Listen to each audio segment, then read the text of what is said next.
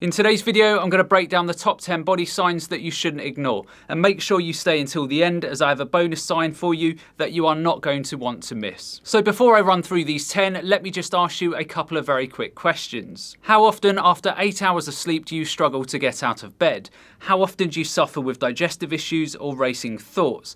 How often do you suffer with skin breakouts? The problem is that in today's fast-paced world, many of us don't really pay attention to these signals, or even worse, we choose to discard or ignore them. Now, most days your body will be sending you signals about your internal health condition. Some may be subtle, such as thirst or hunger sensations, whilst others, your body will send you direct body distress signals, such as fatigue, skin rashes, or digestive pains. So with this in mind, let's jump into the top 10 so you can get a better understanding of your current health status. Number 1 is that your skin is always breaking out. This could be acne, hives, rosacea, psoriasis, cellulitis, contact dermatitis, vitiligo, warts, and everything in between. These breakouts could be temporary or they could be permanent. They could also be very painful or they could be totally painless. Now, there are many known causes of skin breakouts, so it could be food intolerances, it could be gut microbiome insufficiency, it could be bacteria trapped in the skin pores, it could be autoimmune illnesses affecting your thyroid or other body systems, it could be an impaired immune system, it could be viruses, or it could even be fungus or other microorganisms living in the skin. What you should not do, however, if you have skin problems, is assume that nothing can be done to improve or resolve them. For many people, with resolving skin issues, it's simply a few minor dietary or lifestyle tweaks that can get you moving in the right direction. So push your doctor or healthcare practitioner to investigate further. Do a complete blood count, check your thyroid function, do a comprehensive stool test to see if you are having malabsorption issues, do a microbiome test to see if you have a lack of diversity of bacteria in the colon, and remember, your skin is alerting you to a problem. Don't just try and mask this with a cream or a pill. Number 2 is that the whites of your eyes aren't white. If this is the case, then it may indicate underlying issues with your liver, gallbladder, bile ducts, or even your pancreas. The white part of your eye is called the sclera, and it's a protective layer that covers 80% of the eyeball surface area. When there is an underlying health issue, the sclera can either turn yellow, brown, or even red. If your sclera is turning yellow, then this could be something like pinguecula, which is damage caused by the sun, wind, or dust, or it could also be a sign of jaundice. Jaundice is caused by a build-up of old red blood cells called bilirubin, and these are the cells that are normally filtered out by the liver and turned to bile. If your sclera turn brown, then this is often due to high levels of the dark brown pigment called melanin. This is totally harmless, however, sometimes brown spots can be more serious, and it could be a sign of a precancerous condition called primary acquired melanosis. Red or pink spots on the sclera can often be a sign of subconjunctival hemorrhage, which essentially means broken blood vessels because you are tired, you have dry eyes, or you have allergies. In rare occasions, red signs may be a sign of glaucoma, which is a disease that damages your eye's optic nerve. Whatever the causes of changes in your eye's colours though, if the changes last for more than a few days, then you want to get them checked out by a trained professional. Number 3 is that you are constantly gassy or bloated. Now, the average healthy person will pass gas anywhere from 5 to 15 times per day. If you are producing significantly more gas than this, then it may be a sign that there is an underlying problem that needs addressing. Now, gas and bloating will generally only come from 3 distinct areas. Number 1, at the top of the gut, you have the stomach that produces hydrochloric acid to liquefy your food. You have pancreatic enzymes released by the pancreas to break down proteins, fats, and carbs. And you also have your gallbladder that stores bile to break down and emulsify the fats in your diet. If you have problems with the stomach, pancreas, or gallbladder, then typical symptoms will be acid reflux, pain under the right or left rib cages, loose or sandy coloured stools, and this is obviously in addition to the excessive gas. So if you don't have these types of problems at the top of the gut, then your excessive gas may be coming from the small intestines.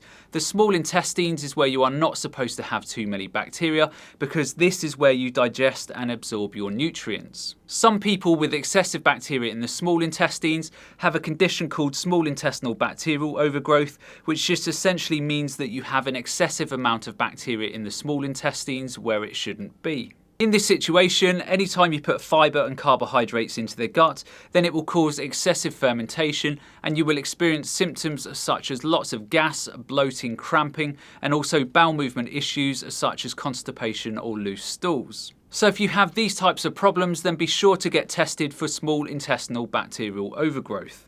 The last main area that your excessive gas may be coming from is the colon, also known as the large intestines. Your large intestines is where the majority of your microbiome resides, and too much bacteria or the wrong type of bacteria can cause gas just in the same way as SIBO in the small intestines, but equally if you have low diversity in the colon, then this can also produce a lot of gas as well as constipation.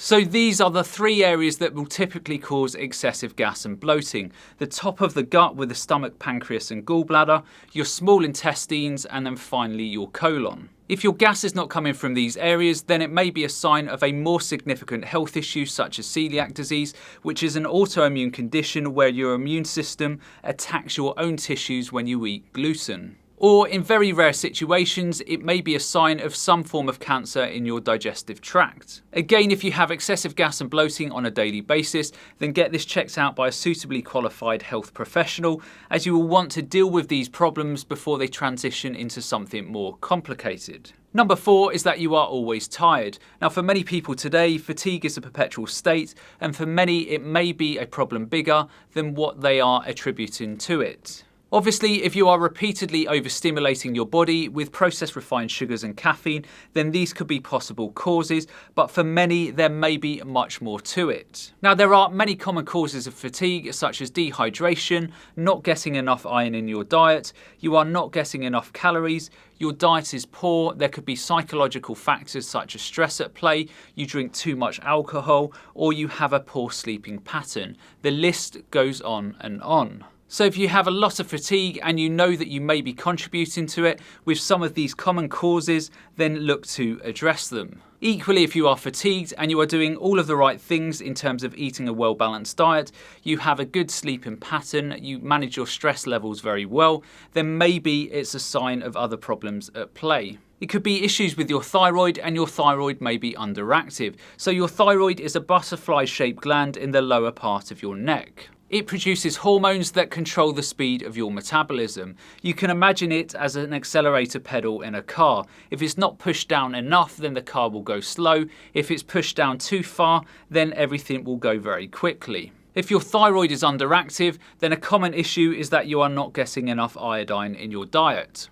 Iodine is used by the thyroid alongside amino acids and other nutrients to produce your thyroid hormones, which will determine the speed of your metabolism and also to a large extent how much energy you have. With the thyroid, there may also be an autoimmune component too, where the immune system, which usually fights infection, attacks the thyroid gland, and this can inhibit the thyroid function, again making you feel fatigued. If you have thyroid issues, then fatigue may be one of the earliest signs, but other common symptoms are constant cold extremities, you are putting on weight despite eating normally, you may experience digestive issues, depression, dry skin, brittle nails, have a loss of sex drive, or have irregular periods. Now, I've discussed some of the common causes of fatigue here, but if you are experiencing fatigue on a daily, weekly basis, despite leading a healthy lifestyle, then go and get checked out by a doctor, as it may be a sign of a more systemic-wide problem. Chronic fatigue syndrome, mitochondrial problems, gut problems, and many other problems may be the culprits here.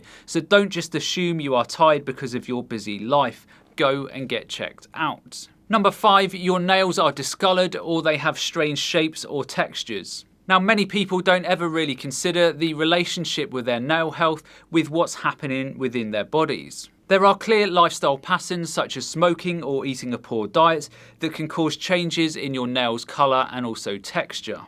But often there are things being overlooked. If you have pale nails, then it may be a sign of anemia, heart issues, liver problems, or malnutrition. If you have yellow nails, then it may be a sign of a fungal infection, or it may be a sign of thyroid issues, diabetes, or even psoriasis. If your nails are constantly cracking, then it may be a sign of thyroid issues. If you have very pronounced vertical or horizontal lines within your nails, then it could be indicative of iron deficiency anemia, or even problems with your kidneys. Dark lines in the nails should be checked out as soon as possible, as sometimes this is caused by melanoma, which is a type of skin cancer. Again, if you are leading a healthy lifestyle and there have been significant changes on your nails on either your hands or feet, then get checked out by a doctor. So number 6 is that you always have poor sleep. So it may be that you find it hard to go to sleep. It may be that you wake up several times in the night.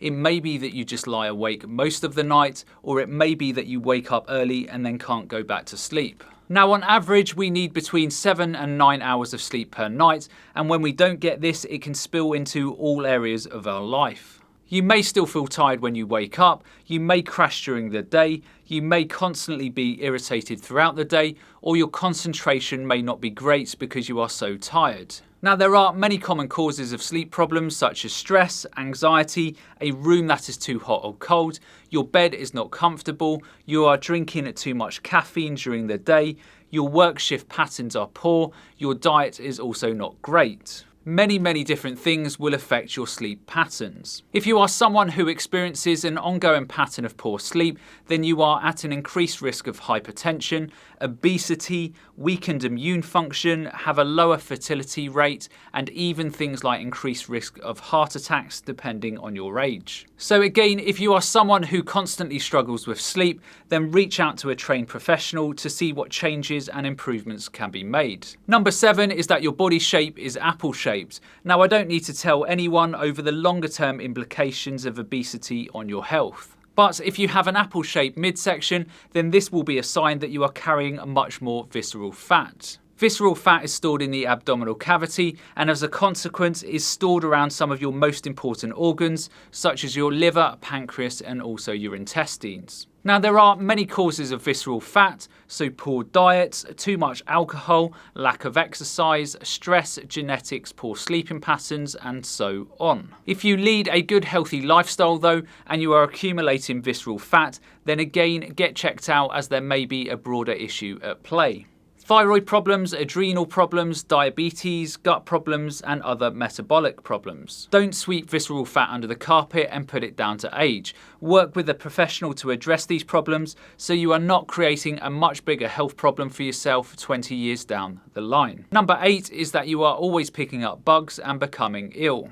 Now, every one of us on a daily basis are exposed to bacteria and viruses that have the potential to make us sick, and the thing that stands in their way is your immune system. Now, there are many things that can weaken your immune system, and many of these we have already discussed. So a lack of good quality sleep, anxiety, poor dietary patterns, high-fat diets, spending too little time outdoors, smoking, alcohol, a lack of exercise, and everything in between. So if you are always picking up bugs and colds, then the first place that you want to start is by having an overhaul of your diet and lifestyle, so you are eating plenty of fruits and vegetables, you are getting plenty of exercise, and you are managing your stress levels. If you have tried all of this, then reach out to a healthcare practitioner who can help you investigate further. It may be that you have a significant vitamin D deficiency. It may be that you have gut problems, because obviously a loss of your immune system is located in and around your gut. It may be that you have thyroid issues, or it may be that you have food intolerances. Again, don't just assume that this is just the body that you've been dealt with and there is nothing that can be done. Unless there is serious underlying immunological dysfunctions or immune disorders, then many people can improve their immune function with simple changes. But obviously, you need to understand what is causing your health problems in the first place. Number 9 is that you snore a lot. Now, most people will snore occasionally throughout the night. But 20 to 25% of people will snore consistently throughout the night, often disrupting their partner's or even their neighbour's slumber. Now, there are a few common causes of snoring. So as you would expect, it's things like being overweight, eating a poor diet, and also drinking too much alcohol.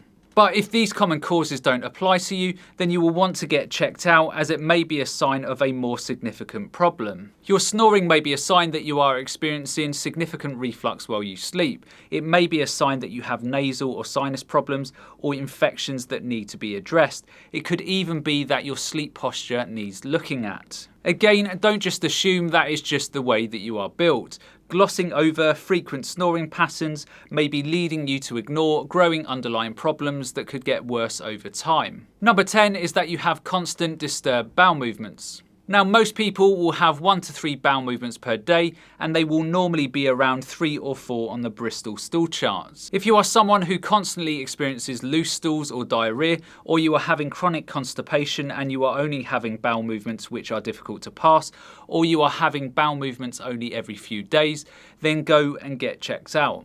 Common causes of bowel movement issues are a lack of fibre in the diet, too many junk foods, food intolerances or sensitivities, alcohol, stress, anxiety, and also a lack of hydration. If you have ruled these areas out, then work with a practitioner to guide you through resolving these problems. It may be that you have an infection in the gut such as SIBO, C. difficile, or H. pylori. The reason why you want to get checked out though, if you have constant bowel movement disturbances and your diet and lifestyle is pretty good, is that it may be a sign of something more serious. It could be things like ulcerative colitis or Crohn's, it could be intestinal structural abnormalities, and in rare occasions it may be cancer, so you certainly want to look into these problems. Now for the bonus sign that I promised you at the start of the video. One of the most common areas that people overlook when establishing whether they are healthy or not is their urine. Not many people realise the density, colour and smell of your urine can reveal underlying problems. The Cleveland Clinic have produced a very useful colour chart. As you can see, pale straw colour or transparent yellow is absolutely normal.